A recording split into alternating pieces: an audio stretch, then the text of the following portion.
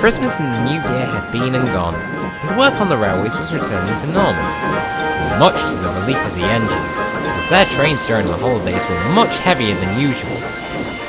Even though the holidays had passed, the cold weather remained.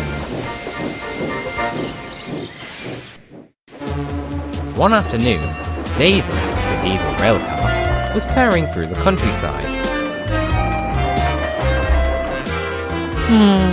Such a nice touch, the frost leaves on the trees and grass, she said to herself.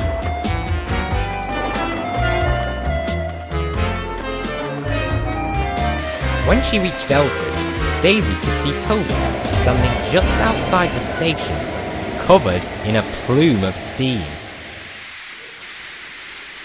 What's the matter, Toby? Daisy asked sweetly. I've blown a safety valve, Toby replied weakly. Daisy sniffed loudly. Ha! Just an out-of-date steam engine to break down in the middle of the line. Toby felt too weak to retort, so he just glared at her. Daisy purred away, feeling very pleased with herself.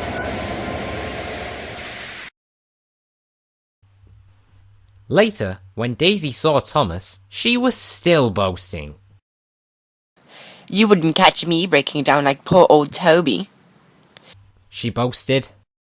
Oh, wouldn't we now? Replied Thomas crossly. Nothing has ever happened to me. My fitter takes very special care of me. One of these days you might break down, and your fitter might not be around. What would you do then? Daisy said nothing. She just closed her eyes and pretended to be asleep. Ridiculous railcar, Thomas muttered to himself as he steamed away. As the days wore on, the weather grew colder and colder.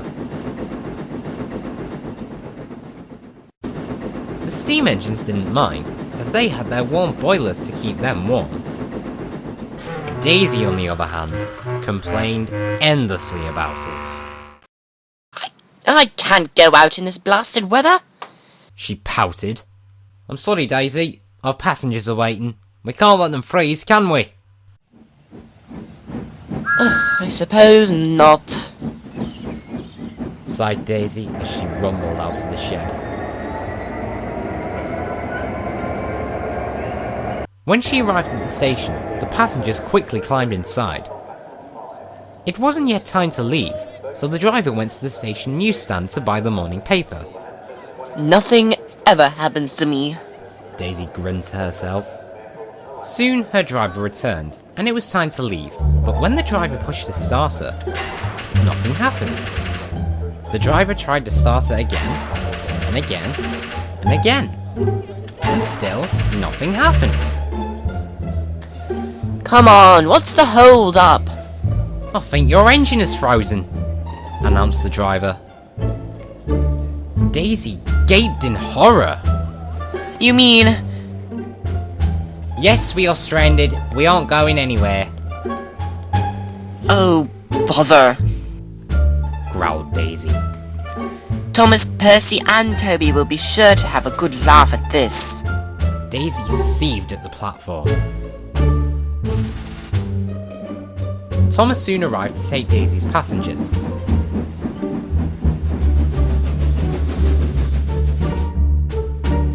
He couldn't help but laugh at the stricken diesel railcar. Hello, Daisy. I thought you said nothing ever goes wrong with you. Daisy seethed with fury. Ah, well. I'm sure your fitter will make you feel as good as new. Oh, shut up, she muttered, as Thomas puffed away, laughing loudly. Toby arrived to shunt Daisy to her shed.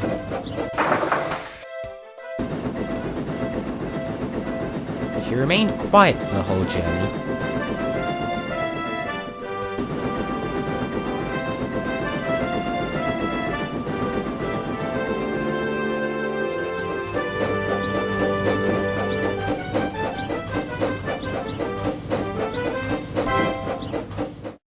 But she finally spoke when they reached the shed. Toby, I'm sorry I teased you. I realise now that no engine is above breaking down, and I should have been more sympathetic when you burst your safety valve. Toby smiled. No hard feelings, Daisy. After that experience, Daisy is a more humble and patient engine. She's still boastful, but you can never get an engine to change its stripes.